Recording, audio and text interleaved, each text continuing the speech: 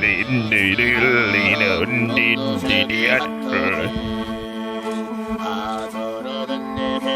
welcome back to Finn vs. History. As ever, I'm joined by Horatio Gould. Today, we're talking about Genghis Khan. It's Mongolia, it's the Middle Ages, it's who gives a shit squared, exactly. From my point of view. You're in the middle of nowhere. You find yourself with your pants around your ankles. I'm completely lost. I'm completely lost. I don't know where we are. Yep. I don't know what's going on. You've entered into more neurodivergent history now. I'd say alone on the steppe. I'd say I'm meeting the oracle of autism. That explain to people. That's Mongolian throat singing. To people who have lives and mortgages and families and jobs. What have you just been doing? Finn's been deeply uncomfortable with my Mongolian throat singing. he does not feel like he's been whisked away to an exotic land. Instead, he just I feel completely under threat. I feel very closed off, body language wise. Yeah, what's Mongolian throat singing? It's traditional Mongolian music, but they sing just from this weird, like, I mean, that's all it is, really. Right, okay. So you can make two sounds at the same time. Is that exactly. What it is? Right. It's kind of like a unique way of singing. But I guess it's because we view... In the same way that screaming is quite a unique way of singing. Exactly. It's not far away. No. Well, that singer's got a very unique way of doing it, where she just screams for an hour. So Finn's going to be quite uncomfortable for this little series here. I guess because we view history differently. Like a lot of the way that I've gone into history is I have just stared at the globe by my bed and said, what the fuck was going on there? Yeah. And that's just not how you've done it. My globe is it doesn't turn. It's 2D, my globe. It's just Britain, America, Europe, and then Africa. Exactly. And that's the pocket I operate in. Yeah, and then all the British Empire at its greatest extent. Yeah, I've got blinkers on, really. But we're in Genghis Khan. Now, that's not how you pronounce it. How do you pronounce it, Finn? Genghis Khan. Genghis Khan. Which is close, isn't it? Genghis Khan. Turns out Genghis Khan, I mean, that's what my dad's been calling him for years. Yes. So he was right, it turns out. Anyone who's not white on the TV. He was just pointing at random Chinese people saying Genghis Khan. So I think it's slightly different. Annoyingly, it feels like you can't get this name right because whatever way you say it, someone will correct you. So I think the top level autistic pronunciation is Genghis Khan. So we're going to Genghis Khan. Isn't it? I thought it was Chinggis. Chinggis. But you're saying Chinggis. Genghis Khan. Genghis Khan. Right. Okay. Right. But then I haven't heard anyone say it apart from that one podcast we both listen to. So now most people are going to think that. And also calling it a podcast is giving it a lot of credit. It's a 4-hour monotone. Part one. Part one. Fuck me. 4 hours, part one. I had to stop it so many times. Yeah. It felt like, researching this, felt like I had been... It feels now, this podcast feels like I'm in a book group and I've been given like a Terry Pratchett novel and I gave up and I now have to talk about it. The characters... There's the tables have hands, there's elephants holding up the globe. I don't know what the fuck's going on. I'll be honest... Yeah. The other thing about this is that because there are people like you who really like Genghis Khan or Genghis Khan or whatever. It's a bit of a red flag. Yeah, it's a major red flag. I'm sure a lot of school shooters as well, they had books about Genghis Khan. Exactly. But what is quite funny is that it's about as true as the Bible. Yeah.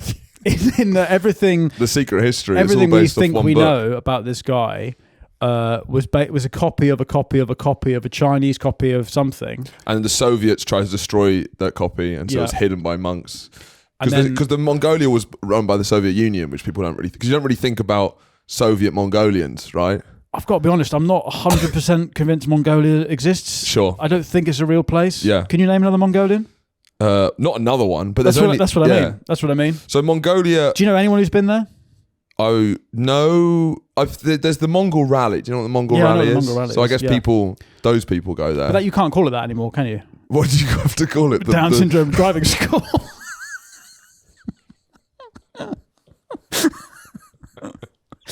Was that the politically correct term for it? Down syndrome driving school. Well, Do you want to explain what Down syndrome driving school is to this? I'll put it this way. When I see that sign on the car in front of me, I slow right down. I'm not pressurising them at all. Well, you can't say that. The Mongol rally is... it's like posh guys from Kent driving to Mongolia, right? Yeah, it's what a certain breed of person that I went to school with does in their gap year. They get a clapped out car, and the idea is you like pimp it up a bit. And I think you're only allowed to spend like $5,000 on a car, and it has to basically be shit, and then you have to drive it through some of the most dangerous places in the world. Which it currently would include an active war zone. Yes, yeah, right. Which is that's how like Thatcher's son. You remember Thatcher's son? Mark Thatcher. Yeah, when he went missing, it's just like posh people. There's the urge to drive into war zones. There's an enticement that this will be fine. I'll drive through a war zone and won't get shot. I've never had any problems in my life. I went to Marlborough. My dad's got a box at Lord's. I'll be fine. So when you think Mongolia, what are you thinking of? I'm not. You're not? I'm never thinking about it. This is the first time I've thought about it. Well, so Mongolia is the most sparsely populated country in the world. It's Chinese Wales.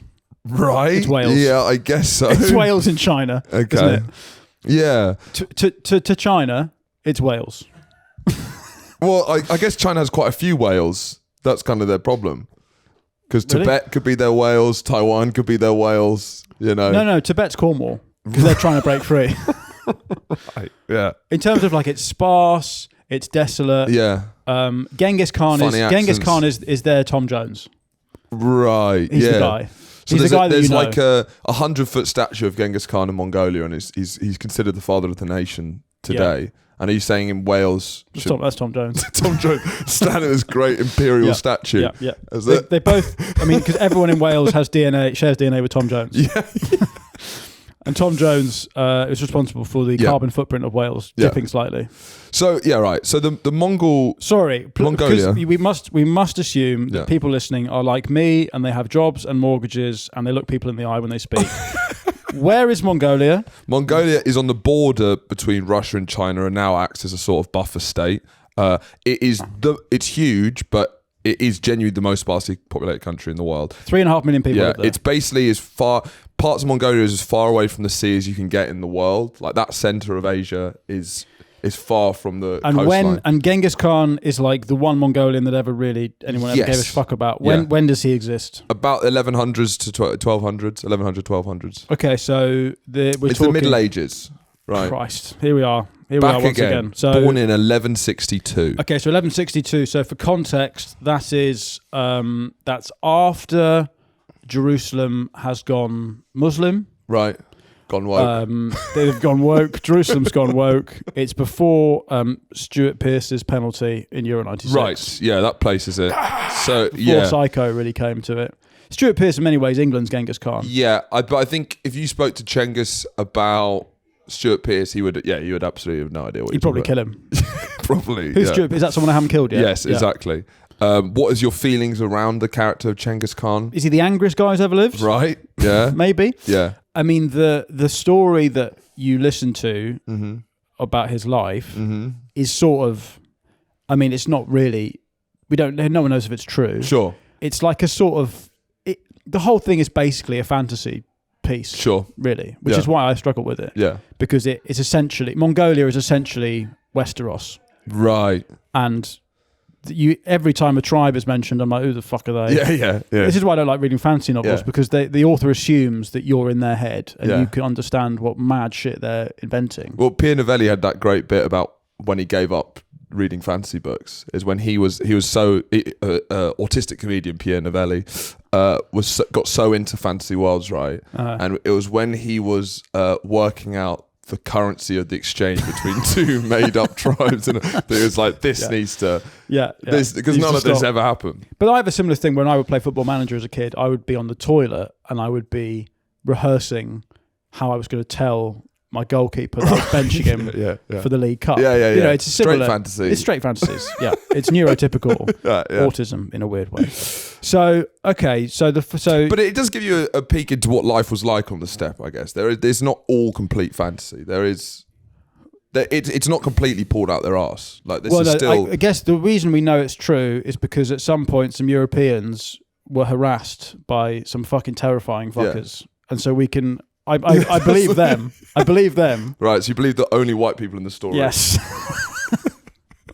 I believe their words, and then because otherwise it's like, was it a French person who found it originally? It was a French book. That's why it's everyone says Genghis. Yeah. Because a French person, it was Chinggis, but this time this happened, the Mongols didn't have the written words. I don't care about the name either, because I just like, who cares? It's whatever. Well, he didn't even... It's not even his name. His name's Temujin. Temujin. Yeah. All right, wow. Well, no, I don't know. Temujin. I've never know either.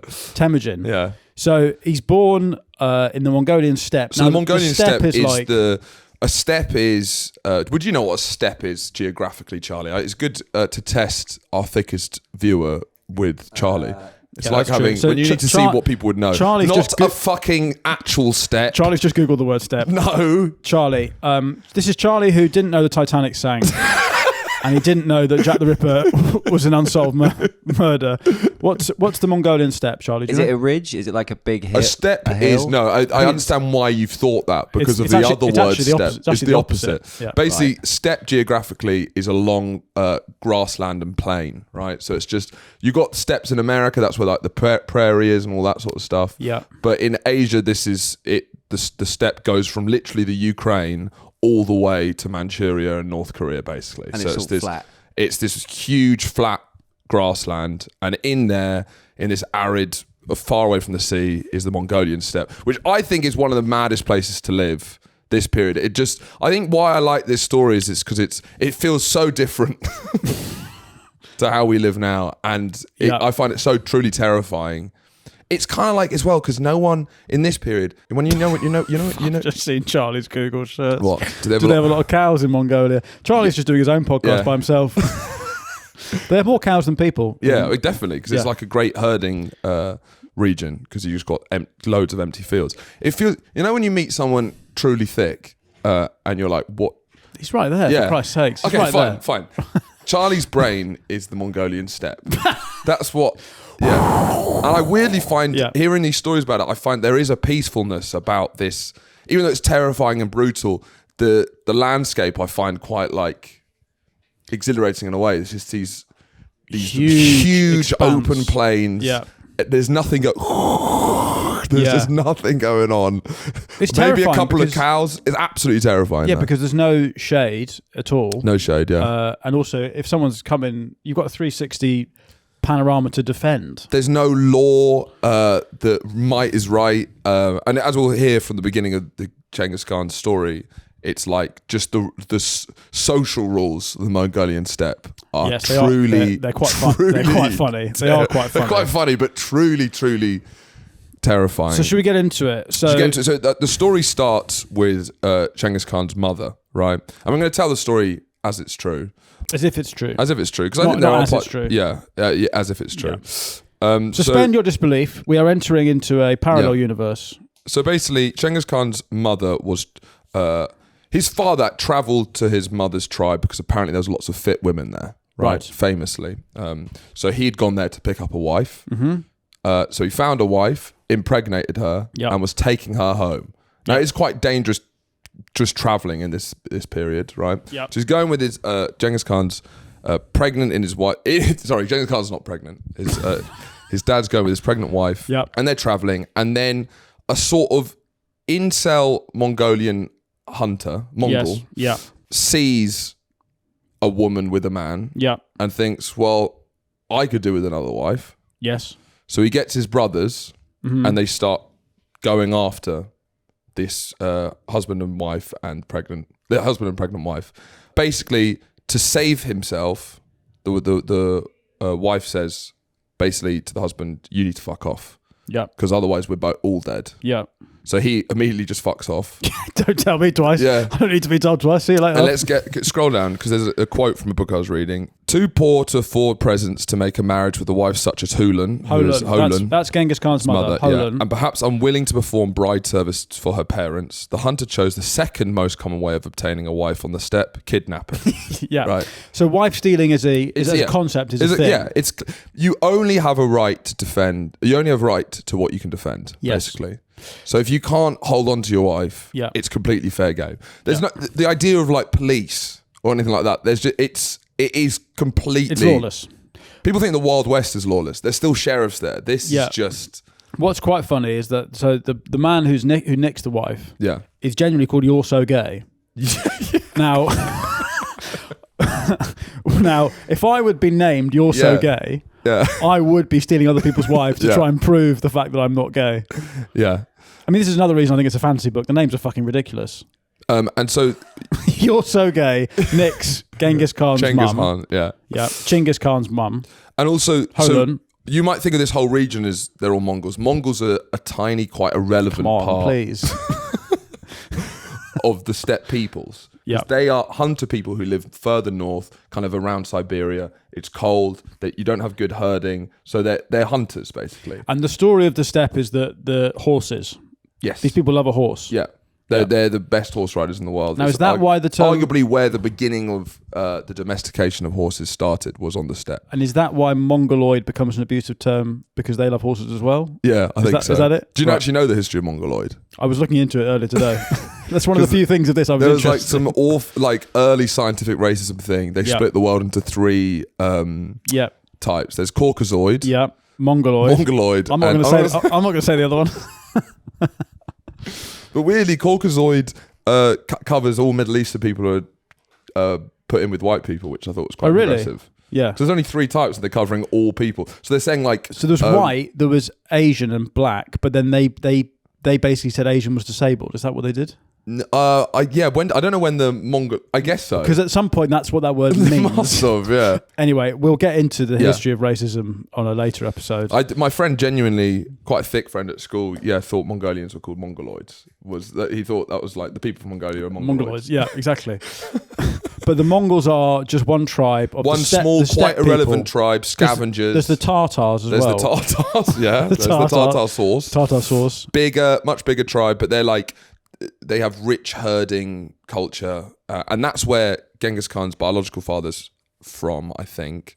And his wife got stolen by a Mongolian hunter, right? Right. And dragged to this awful part of the steppe where the Mongols live, basically. So Holon, pregnant, just got married. Yeah. But it's so commonplace that that sounds like the most traumatizing thing ever. Maybe it was, but.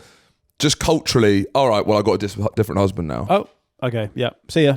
You're just bundled into the back of someone's horse, and it's so commonplace that it's not like, she's just like, yeah, this is my new husband. How's your wedding? Wife got kidnapped. Well. Right. And and she even said that, apparently, when he left. It was like, you're going to find someone else. Fine. It's fine. Yeah. So they're like, see ya. Because I guess that she didn't want to marry him in the first place, because he just took her and... I mean, she was also 14. Right. And the kind of the key birthing ages in the Mongolian steppe was like from the age of 12 to 19. Here we go. This is some real hebephile stuff. Past 19... The key birthing age of the Mongolian bit. Past 19, you were considered like an old woman, basically. Yeah. So, as soon as you're 12, that's like... 19, you're a raggedy old mill. Yeah. 12 to 14 is peak.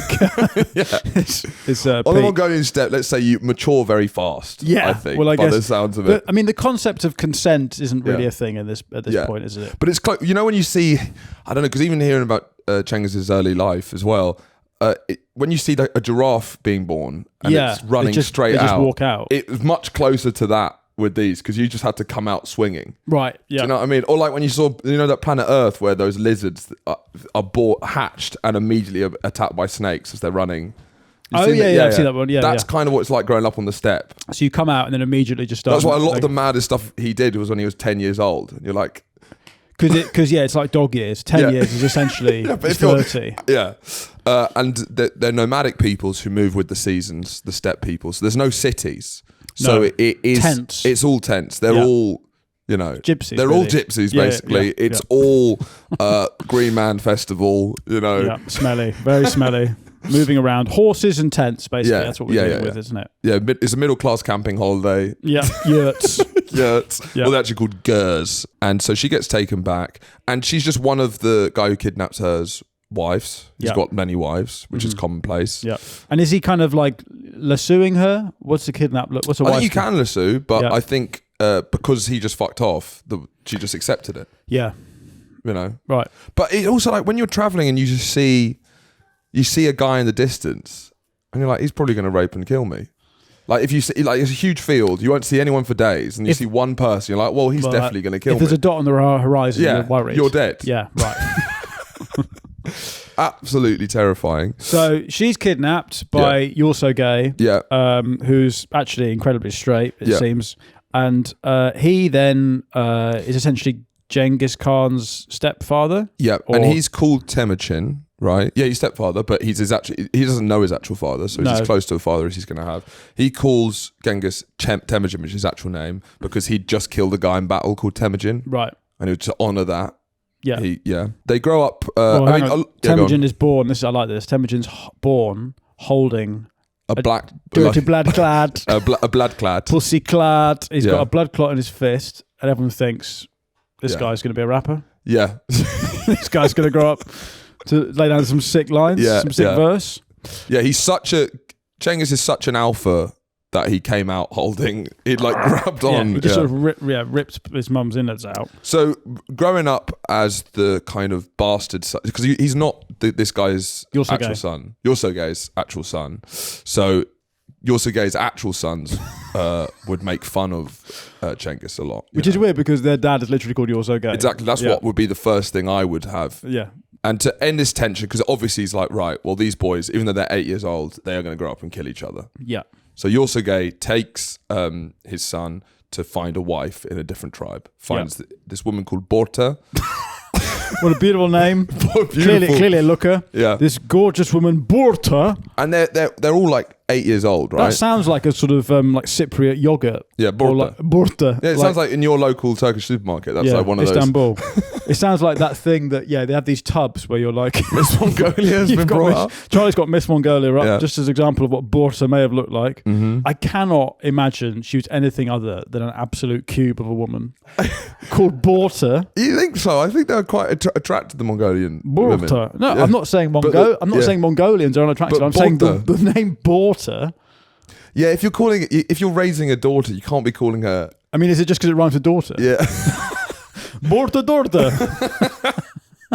It's like people who call a dog Rover. You're like, you put a second of thought into this. Yeah, I think you got to be when you're naming a woman, you got to like try for a pretty name. Like I think less hard Borta. consonants. Borta. It's like throwing up scrambled eggs. It's Brezhnev throwing up scrambled eggs. It's a middle-aged man who's got indigestion on Boxing Day. Yeah. It's that internal burp that my dad does. Yeah, my dad does a lot. It's acid reflux. Where he keeps speaking. He'll be speaking, and while he's speaking, he'll just do that. So Temujin finds this gorgeous girl called... and remember, they're both 8. Yep. And even the interesting thing is that they stay married for life, right? Yeah. Even though, obviously he has sex with a million women. Well, it's easy to stay married for life when you can have 20 wives. And you can fuck whoever you want. Yeah, I guess so. And you can kidnap someone. Funnily enough, the male urge to stay with... Like, monogamy is quite easy when it's not monogamy. Yeah. But she stays in the picture, he respects her a lot. It doesn't... For such a, like, brutal man, he has a lot of respect for his first wife. Yeah. Anyway, so they find that... he's staying with Borta, being raised by that family. I think on the way back, the dad... sees this party of Tartars, right? Tartar party. Yeah.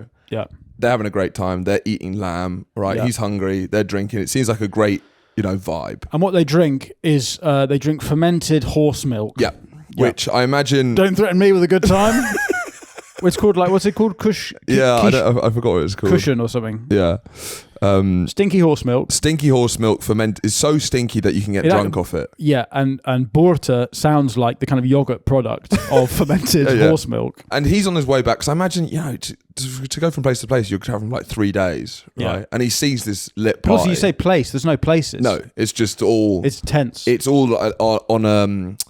when you're in like a loading lobby of a video game and you're just kind of walking into the negative space. It's literally a sandbox. Yeah. There is just endless sand.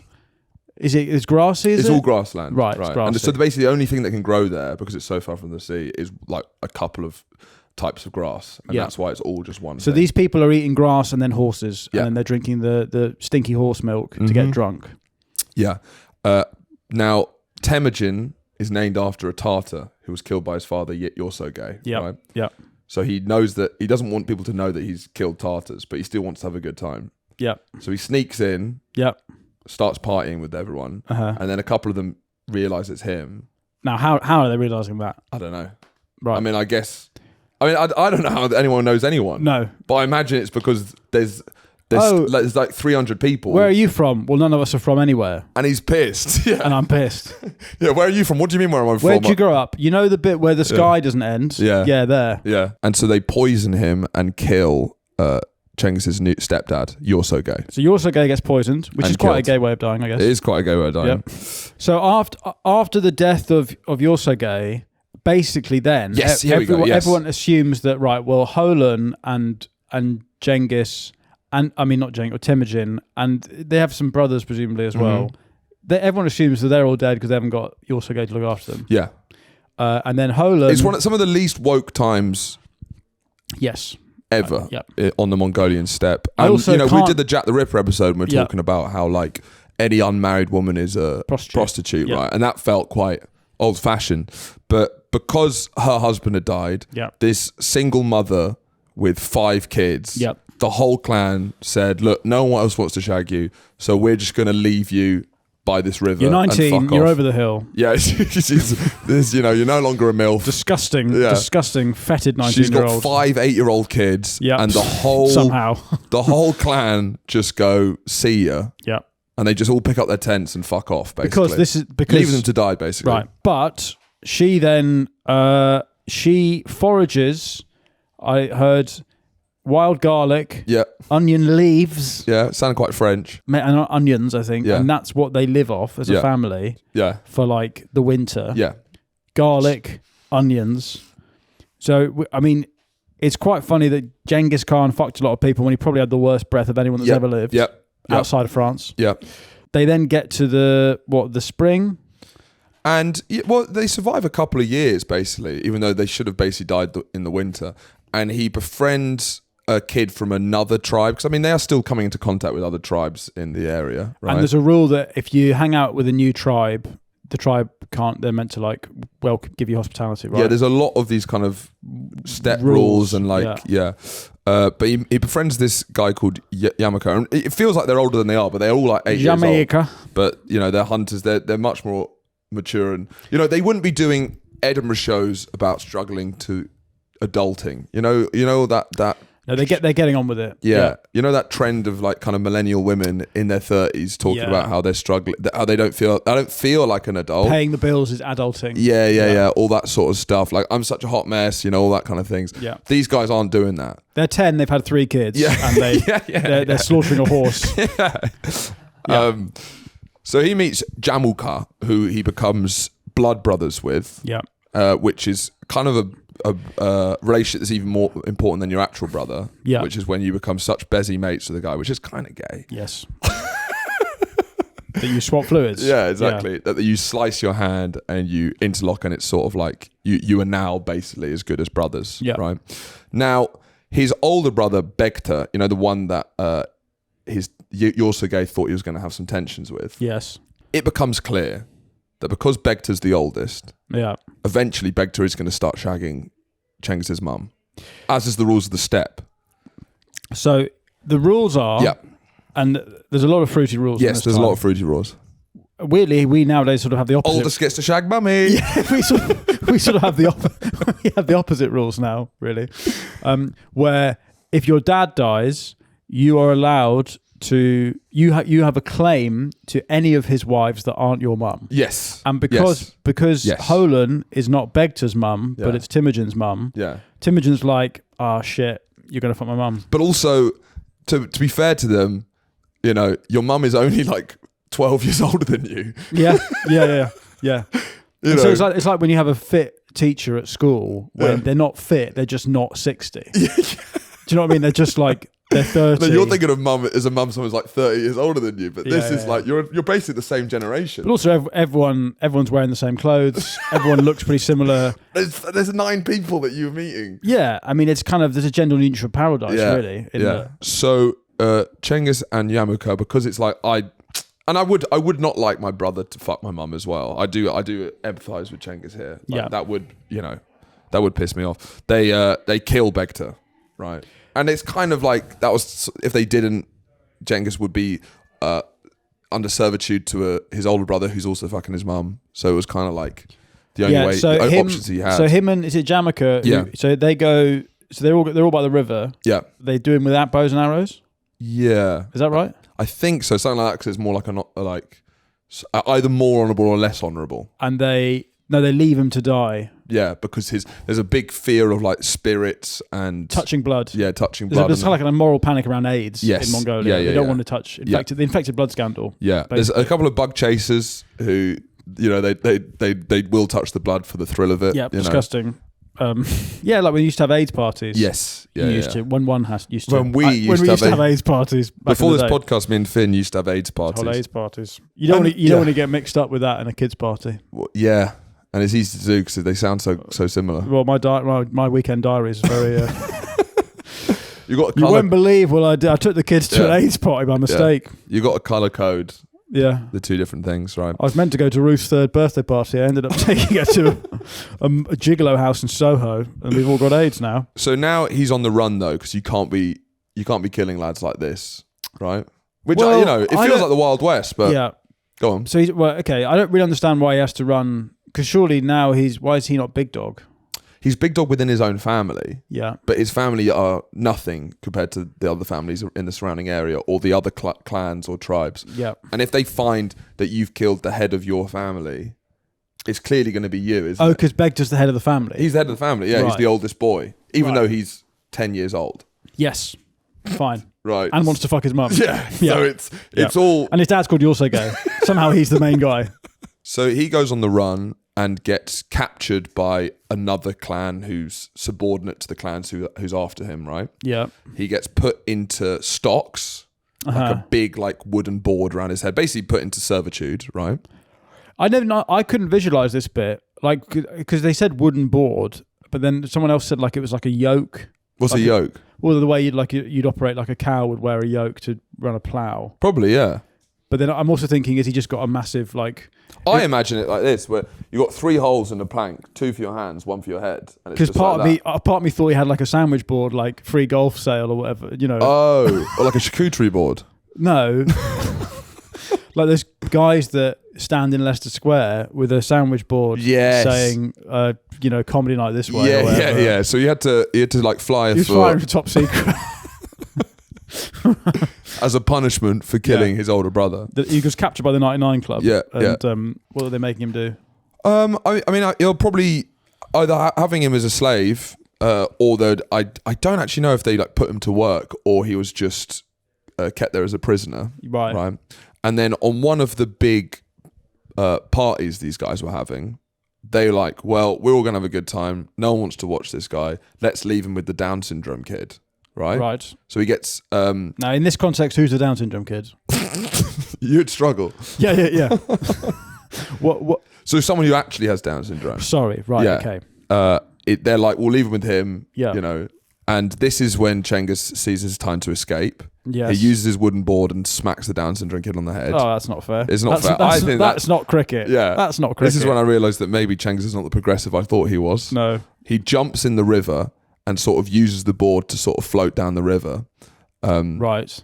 And then finds a family who, took pity on him and they take the board off him and he basically escapes, right? And a lot of this is all of the original rules of Mongolian kind of culture and stuff seem to have sort of failed him. And that's why he's so revolutionary with the ideas that he brings in and so devastating when uniting the Mongol tribes, because the caste system and kingship bonds, all this sort of stuff have completely failed him. The people who are meant to be his family have turned on him, abandoned him. Right, and then strangers have taken pity on him, and that's really shaped the way that he views it. So he now thinks, why don't we get the strangers on board? Well, it's more why don't we do things on meritocracy? Why don't we base it on, people on these really archaic rules of firstborn, secondborn and stuff like that. He does away with that later in life. Right. And that's what makes his kind of tribes and forces so much more devastating. I see. Because it's based, anyone, you can go from being a slave to being a top commander if you're... So he's quite progressive. He's a lot of things. He's very progressive.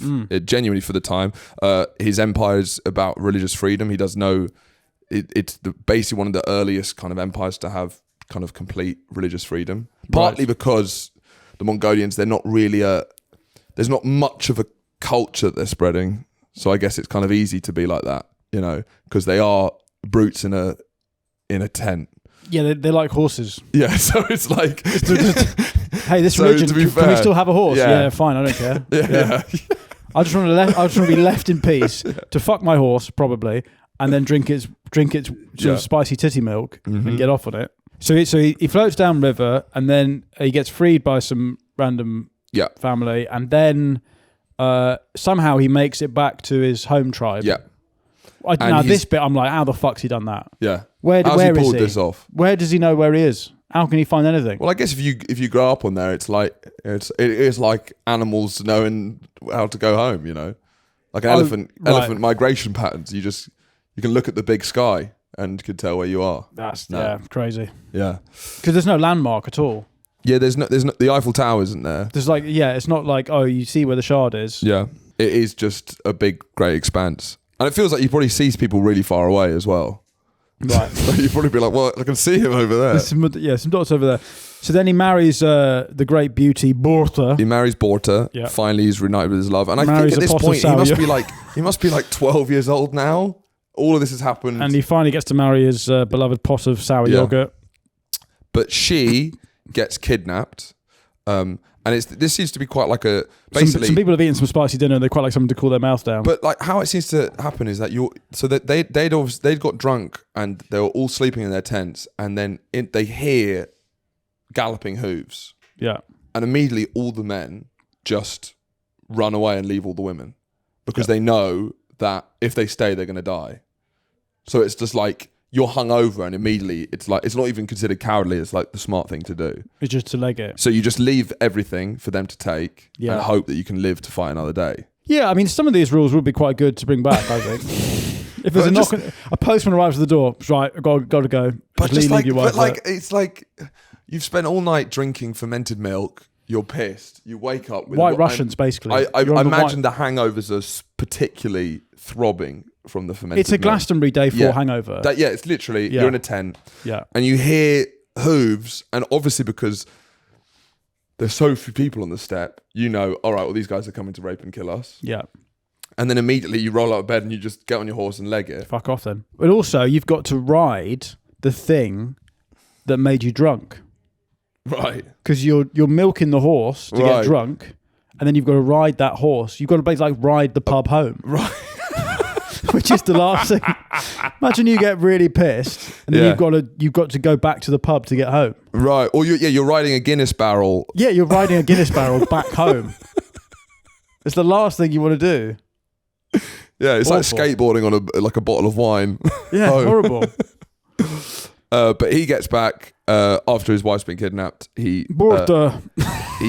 begs another clan to help him. They all unite, and then they steal back his wife. So all the time, him and Jamukha are best mates. They're best mates, and they're becoming the kind of big stars of the Mongol Empire, right? There's no empire at this point. Yes, sorry, the big stars of the Mongol Confederation. Yeah, that kind of small part of modern. It's not even modern Mongolia. It's a very small little circle within there.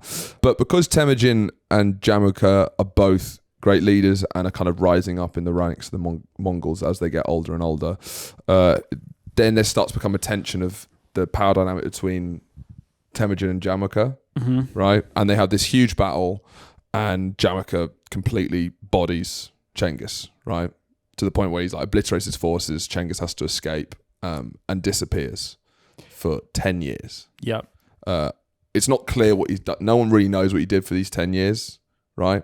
Yeah, there's a complete blind spot. It's a complete blind spot. And then he eventually comes back after probably serving some local warlords and doing stuff for them. He manages to build enough kind of clout to get another army to face off against Jamukha. And now what's interesting about the second time they fight, Temujin and Jamukha, right, is the use of shamans. Now, what's your feeling when it comes to shamans? Absolute autistic filth. Yeah. So this is like Age of Empires. Yeah. You get a little shaman or shaman. I don't know. How would you pronounce it? I'd say shaman. How would you pronounce it, Charlie? I mean, he's the wrong guy to ask. Shaman. Right. So the use of shaman. Christ, I'm on Charlie's team. Yeah. Shaman then. It'll be shaman. I think it's shaman. I pronounce everything wrong. I mean, once again, this is very Glastonbury. I mean, there's a lot of shamans. Yeah. shamans. I mean, I do empathise with the desire to kill everyone at Glastonbury. Yeah. And I famously have joked about that before, and that blew up in my face. Yeah. Oh, yeah. What was that on Have I Got News For You? I went on Have I Got News For You in 2020. Which they would have no idea about. Again, by the way. this is before Have I Got News For You. This is before. Yeah. Ian Hislop did not make a witty comment about Genghis Khan. But not as long before Have I Got News For You as most people think. Like, no. It's been going so long that it wasn't long after. Genghis Khan died, and about a couple of years later, Paul Merton was born. I went on Have I Got News For You, and Corbyn was in the news that week, and I said, it was something about Starmer trying to get rid of Corbyn, and I was like, yeah, the Labour Party is being held hostage by, like, it's actually a small number of people who have, like, an unwieldy influence, and all you'd have to do is bomb Glastonbury, and it wouldn't be a thing anymore. Yeah. Which, considering the stuff you say on this podcast or have done since you started speaking into a microphone. Pretty lemon and herb statement. Yeah. But then a journalist on Twitter took that clip, and this is a journalist that was like too left-wing for The Guardian. Right. And then she said that because I went to private school, I meant it, and it was a genuine... right. I actually wanted to bomb Glastonbury. And then everyone... I was sort of like... Because you went to private school, right? Okay. Yeah. But, well, that's what she said. This guy went to private school, so he's not joking. Which I feel like she's done quite a lot of legwork there. Yeah, but the private school, he's joking, he's not joking, goes in your favour sometimes and goes against you sometimes. It didn't go in my favour this time. This time it didn't. So I was then it went mad on Twitter for a couple of days, and it was lockdowns. You couldn't really like escape your phone. So I went to the Balham Waitrose and just spent about 4 hours there because I thought I'm not going to run into anyone. You hid in Waitrose? Well, I just thought, where am I not going to bump into Corbyn supporters? Right. So were you cowering in the salad aisle? Like, no, I was standing proud in the meat aisle. Okay. Proud in the meat aisle. You rarely see Palestinian flags in the Waitrose. Right. Okay. Anyway, it did kind of die down, and then that journalist, I got rebooked for Have I Got News For You, and that journalist died. Out of shock, I think an unrelated disease. Right. Okay. Fine. But I guess I won. I think so. So you killed the journalist. I didn't kill a journalist. She died of natural causes. This is sounding very Genghis Khan. It is quite. Yeah, it is a bit. It is the. So someone gave you some criticism and you killed them. No. No, it's more like a Russian oligarch where mysteriously Finn kills journalists. Mysteriously, you try and cancel me, and then you'll fall out a window 3 years later. Weird how these Russian oligarchs keep falling out of windows. Yeah. Can someone please do something about the window fittings? Yeah. Where Russian oligarchs. Yeah, that's the main thing. I don't know why people keep talking about Putin or political power and stuff. It's the windows have not been installed properly. They're loose. They're loose windows. You can't in this country. You can't drink vodka in the cold and have loose windows. You're going to fall out. In this country, you stay in an ibis. They don't let you open the fucking window more than a foot because they think if there's an oligarch, he's going to fall out. Now, do you think maybe Starmer has been trying a lot of political assassinations, but because of the suicide locks on windows, it's what's stopping it? The budget hotels. Yeah, everyone's like, we're less corrupt than Russia, but it's just because of the window. He keeps sending Angela Rayner to Premier Inns in the Midlands. And he's like, fuck, why does she keep coming back? I'm booking her a suite on the top floor. Well, I guess what you do is you'd say it's woke having these windows. So as like a kind of anti-woke move, we're going to mean that you can open windows fully in Premier Inns. And everyone's like, fuck those windows. And then it's like all of Starmer's opponents that get chucked out of windows. Now, do they have suicide locks on budget hotel windows because the hotels are so depressing that people would kill themselves if they had the chance? I guess so. I mean, I guess it's more like, why wouldn't you put suicide locks on the windows? Because, I mean, it feels like a pretty sorry state of affairs when you have a hotel where you're like, well, we have to do that or else every other day we'd be scraping someone off the sidewalk. Yeah. Either we spend money on a big net outside the hotel, which is going to look bad. Yeah. Or we lock all the windows. Because the more money you spend in a hotel, the less suicide protections there are. Yes, that's interesting, isn't it? Yeah. You stay at a 5-star hotel, you can jump out the window if you want. Which is why rock stars, that's why that all happens. They chuck TVs out the windows. You can't do that in the Premier Inn. Yeah, you could maybe chuck a couple of CDs. Yeah. You could chuck your laptop out maybe. You'd slide out. It's not the same as sliding an iPad out the window. If you're just chucking like all of you two CDs, just like one by one out of a window. Frisbeeing them out a window. But yeah, it's not very rock and roll, just like... No.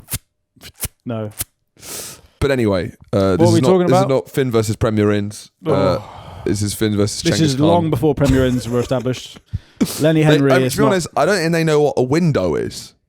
No. They have no idea what a window is. Well, they hate cities, don't they? Absolutely hate. They think people who live in cities are scum. Yeah. They like the great outdoors. You know, they're outdoorsy people. They wear Patagonia fleeces. You know, they're kind of people who are permanently hiking. Right. Yes. I would absolutely, yeah. Lesbians.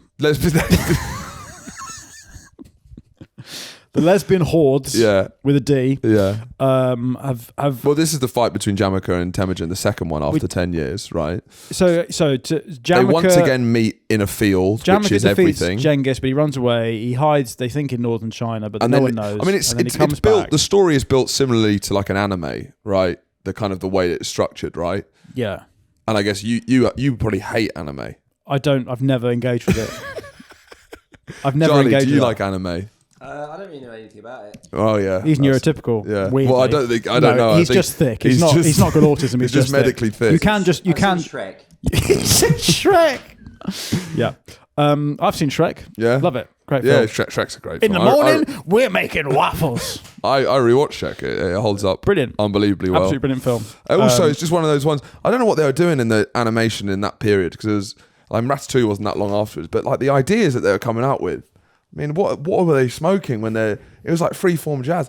A rat who can control someone's hair. I mean, who comes up with the idea of Shrek? Like the premise is so fucking mad. Yeah. I guess ogre. What is the premise? I guess it's Beauty and the Beast. It's Beauty and the Beast, though, isn't it? Yeah, I guess so. I mean, the premise is that an ugly ogre who no one wants to fuck, someone sees the beauty in him. Yeah, and then true love. And then the premise, I guess, the moral of the story is if you're really ugly and you marry a fit person, then she'll become ugly as well by association. Is you always drag people down to your level of ugly. Yeah. In that you could see someone who's really punching, and you'd think, well, I think less of your wife now. Yeah, she's clearly ugly on the inside. Because there's never a thing there's where... There's clearly an ugliness that I'm not seeing here. Yeah, because you know that whole phrase punching? Yeah. That's always it's never done the other way around. You never see someone and go, well, she could do a lot fucking better. She must be... What's wrong with her? You do sometimes, but like at a gig, when you meet a couple, if you say you're punching to the... bloke, they'll both smile because it's a compliment to both of them. Yeah. For him, it's like, look how well I've done. Yeah. For her, she seems to be happy that she wants to be hotter than her boyfriend, I guess. It's saying that she's attractive. Yeah. But if you looked at the woman and said, well, you're punching, love, both of them would be offended. This is quite funny, isn't it? It's funny how that's a double standard, Suddenly isn't it? he's like, fuck. Hey, this is so embarrassing. I'm ugly, not my wife. Yeah, exactly. You need to call the husbands want to be ugly with a hot wife. That's the dream. Yeah, because I guess is the implication then they've got a massive hog. Yeah, something like that. Yeah. But yeah, you never say you're punching and you're punching yourself in the face. Yeah. Given how fit you are. Yeah. Going out with that, I'll go. You're punching yourself in the face. Yeah. Yeah. I imagine Genghis Khan was punching himself in the face. I imagine I imagine Borat was punching. I think Porter probably got punched quite a lot. That's where this expression came from. You're punching, mate. Punching. Can you stop punching your wife? You're punching your wife. No, seriously. Please stop punching your wife. So anyway, Genghis and Jamukha meet for round 2. Yeah. It's Fury versus Usyk, round 2. Ding. Yeah. And because they're so superstitious at the time, clearly, obviously, as you would be. Yeah. But they don't really have a codified religion as such. It's sort of just like mainly folk suspicions. Like their idea of a god is the great blue, which is just the sky. Yeah. Like that's all of God to them. Everything that's not the floor. Yes. And most things are the floor. It's floor and sky. Floor, God. Yeah. I've got 10 wives. Yeah. I can punch all of them. Yeah. And they're named after increasingly niche brands of that's why I like Mediterranean yogurt. Yeah. Like Ganesh, the god with many hands, so he could punch many wives. That's why. He's the god of wife beating, Ganesh. Yeah. I like Hindus listen to this thinking, at least I'm not going to get, I caught it straight out of nowhere. I guess we're not close to Mongolia, I guess, from these guys' perspective. From our perspective, yeah. I still don't know. We're an hour in, I don't know where the fuck Mongolia is. Yeah. It's in my head, it goes like Ukraine. Yeah, because you're struggling to get your stereotypes. That's why you feel so... Here we go. So this is a map of... This is the Mongol Empire this is the largest it ever gets to, which we'll probably deal with in the next episode. But you've got I don't know where the Mongolian flag is in that. Do you not know? Could you not actually not tell where Mongolia is from here? So I think you've got Kazakhstan, my wife. You've got that there. See, the thing is, you would happily do an episode on Kazakhstan because of Borat, but because there hasn't been a Borat made. This is actually what I'm saying is. Yeah. So the Mongol Empire, everyone says how he's a great warrior because he unites the steppe, and the steppe is Kazakhstan, Uzbekistan, Tajikistan, Kyrgyzstan. Sort of. So that they're all Borat. So he's not exactly a military genius, is he? Yeah. If he conquers them, they're just. Yes, but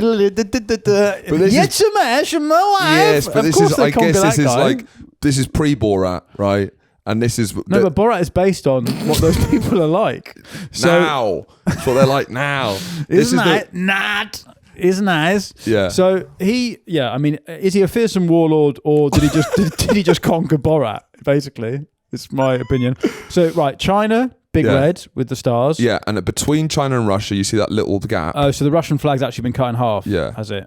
Because they right. So that's Mongolia. So that blue bit, red and blue. Yeah. That's Mongolia. Yeah. Then you got Russia. Then there's Yezhimezh. Yeah. And then right. Okay. Well, it feels like Mongolia. Modern Mongolia being caught between Russia and China. It feels like I don't know. It feels quite third wheelie. How modern is Mongolia?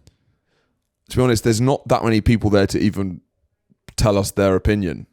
Because all I know about it is that they've got Genghis Khan Airport, Genghis Khan Vodka. Yeah. The capital's called Ulaanbaatar. It feels a bit like Genghis Khan is like the most clear-cut case of big fish, small pond there's ever been. Yeah, but that's part of what the story I find it kind of interesting is that it's gone from this guy who at one point had a fucking plank around his neck in the middle of nowhere to being the most powerful person in the world. I reckon Mongolia's got to be one of the last countries to ever get nuclear weapons. Yes, yeah. I think they're probably even below some of the Pacific Islands. Type in Mongolia's population. So Mongolia, it's 3.5 million. It's about 7 times the size of 7 the times. UK. Yeah, but it's the population of Wales. It's the population of Surbiton, essentially. Yeah. You talking about getting to Cornwall from East London on the Patreon when you said. When you went full dad mode and you're talking, probably take you about 6 hours if you leave it, at the wrong time, it could take you 6 hours, I wonder if the Mongolian dads are like that on the steppe. Is it like, right, you're getting from, I don't know, that big mountain you're getting from Bullock to Bullock. That'll probably take you about, you go to rush hour. If you leave at the wrong time, you can get raped and killed, actually, if you leave at the wrong time. There's marauding hordes. Yeah, are you going to get ambushed on the way? That'll probably add another couple of years because you'll probably be kidnapped and put into servitude. So you want to follow the sky for about 3 miles and then turn left at the big sandy rock. But if you hit traffic there, my God, you'll be stuck for a while. Because I wonder with you, because you're quite a British dad, you're a British bloke, and it's because you've grown up here, obviously. Yes. Does that mean that you soulfully would be, you're like is the shape of any container it goes into? Mm-hmm. Like, I wonder if you were growing up on the Mongol steppe, would you be an incredibly Mongolian guy? I'd be wearing this suit. Yeah. You think it'd be this the whole time? You're saying it's nature nurture. I'm just saying that the kind of people, because Andrew's quite similar, where I just feel like wherever he would end up, he would be the most from that place. Oh, I see what you mean. Yeah. Oh, so you think I'd be like a Mongolian nationalist? Definitely. You'd be the most Mongolian dad. I'd be Genghis Khan. You're saying. Wherever you end up, you would be the most stereotypical of that place, I reckon. I see you. Right, yeah. I'm like the flag of whatever country I'm born in. Well, if you were born in Mexico, you'd be wearing a sombrero. There's no two ways about it. Yeah. Anyway, so we'll end this episode with the final fight between Jamukha and Temujin. They once again meet again after 10 years. And basically, each side have shamans who will just be a bloke who's made it past 40, probably. Right. So he can see into the future, he's not dead. Yeah. I just feel like the idea of being like a tribal elder and a shaman, it feels like back in the day you could grow old with age. And I do think the Protestant modern countries, it is kind of globally weird how badly we treat our old people because we don't give them any chance to be like respected elders. No, we lock them away. It's like immediately you're getting in the care home. I never want to see you again. If you like stumble over a sentence a couple of times in your 60s. Did you just call my daughter after the name of our cat? Put her in a home. Put her in a home. She's lost it. She's gone. Whereas I think old people, to thrive the most, you want to be able to put loads of mad tattoos on, have loads of piercings, your eyes roll into the back of your head, and just start making predictions about scaring young people. That is kind of the most fun you can have as an old person. Right, yeah. But anyway, you have those kind of 4 old people on each side who are shamans. Yeah. And on Jamukha's side, they try to summon the storm gods to attack Temujin, right? And a storm brewed, and they're like, brilliant. But then the storm came back and rained on them. And because everyone's so superstitious, yes, that literally ended the fight. Because they were like, the gods pissed off with us. This is the storm magic has backfired. So the most fearsome guy ever. Yeah. The fight was called off because it rained. Yeah, just like cricket. It was rained off. It's cricket. And that's how Temujin actually won that. And then... Well, generally, that's it. He didn't... Oh, what? And then they capture Jamukha. Jamukha's commanders, in a way, to realising that the power's moving to Temujin, they capture their own commander, bring them to Genghis because and say... it started raining. Yeah, and they're like, brilliant. Well, look, I brought you this guy. Can I have a promotion in your army? Yeah. And Genghis, whose whole thing, as you'll see, is about loyalty and like...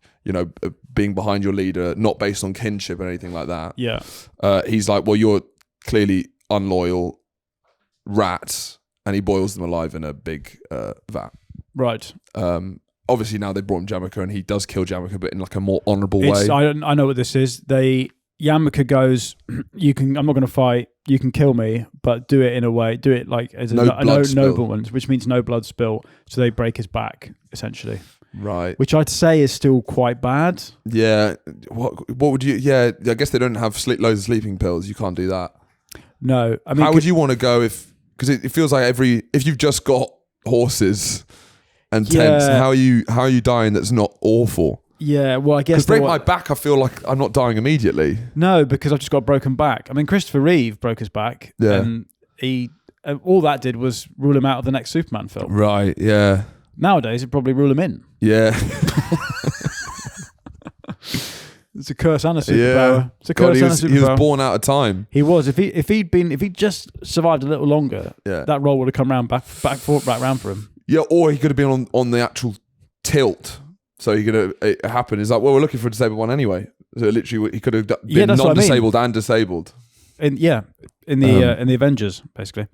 Anyway, right. that's been the early life of Genghis Khan. Thank you so much for listening, guys. We'll be back with another episode on the Thursdays. But that episode is already on the Patreon. If you'd like to know how the story continues, how Genghis Khan absolutely dominates my wife. Yeah. That episode is already on the Patreon. Also, everything on Patreon's ad-free as well. There are also no you can ads. listen to all of these ones immediately without any ads. And there's bonus episodes every Friday. Yeah. But either way, thank you so much for stopping by, and we shall see you next time. My wife.